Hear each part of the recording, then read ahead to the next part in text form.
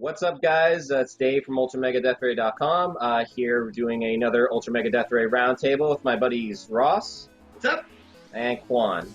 Good morning. And so we got a whole new slew of topics here, starting off with there is the news here about the Wii U sales. They've been disappointing, to say the least. Looking up the article I have here for it, starting from the beginning of April to the end of June, the Wii U has only sold 160,000 units globally. Now that is very, very small, especially when you consider that within like the same time frame, the last system, the Wii, sold 210,000. So it actually eclipsed like its brethren there. So I don't know. I mean, like, is this like cause for concern? Should Nintendo be worried about this? Yeah, a little bit. A little bit. It should be a clear indicator that the Wii U is not catching on with the audience that you want it to. Yeah.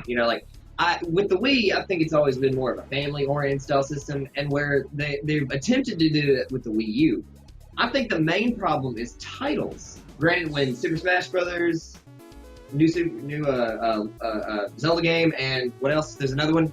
Bayonetta 2 also. Bayonetta 2. There's one more though. There's another Nintendo one.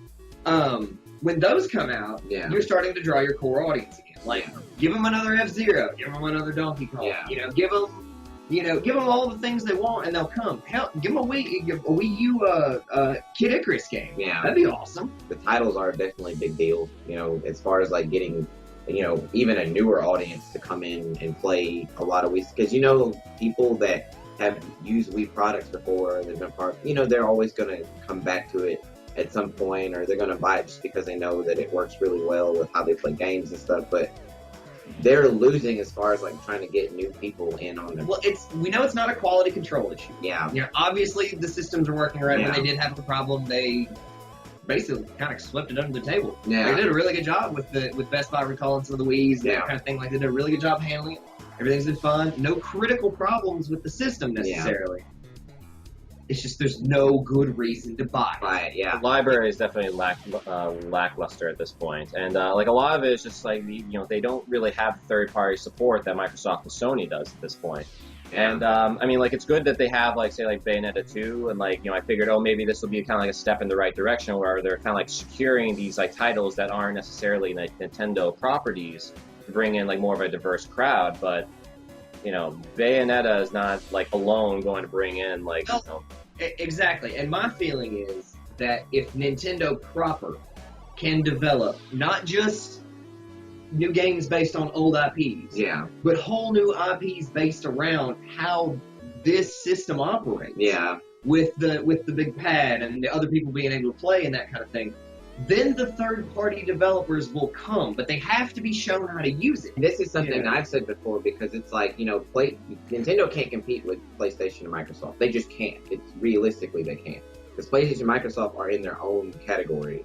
With Nintendo, they're actually in a unique position because they can afford to, like, go and do a lot more with their system because they don't have anybody to compete against. Yeah.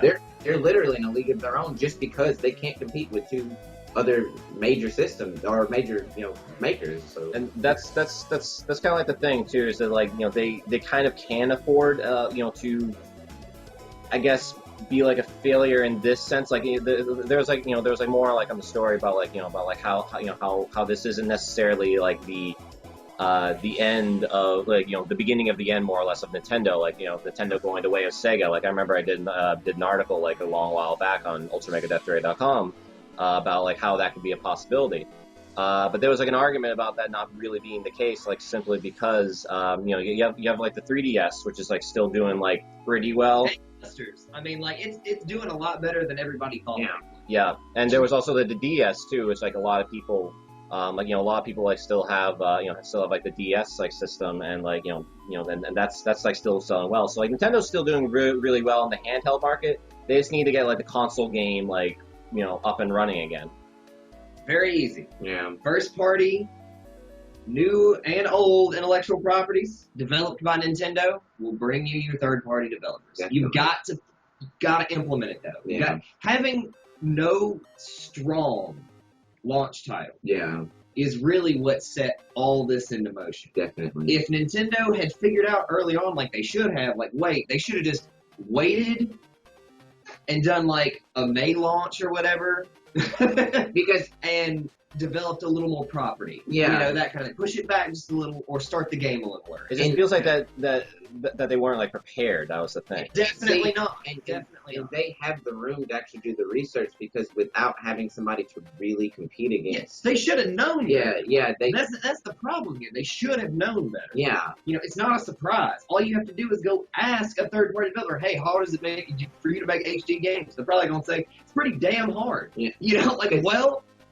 duh. because look, even with the implementation of like having Sega games, like putting Sonic, like Sonic's another huge trademark character that like they could totally make more off of with Well, two. and that's been one thing that I've been very disappointed with Nintendo about, is not utilizing those Sega properties. Yeah, You know, because, I mean, you can put those to work. no, yeah, You know, most definitely. You got Sonic, man. Like, make another good Sonic game. Yeah. I mean, they could definitely do like a lot better than like say like the Mario and Sonic like do like the Olympic like games.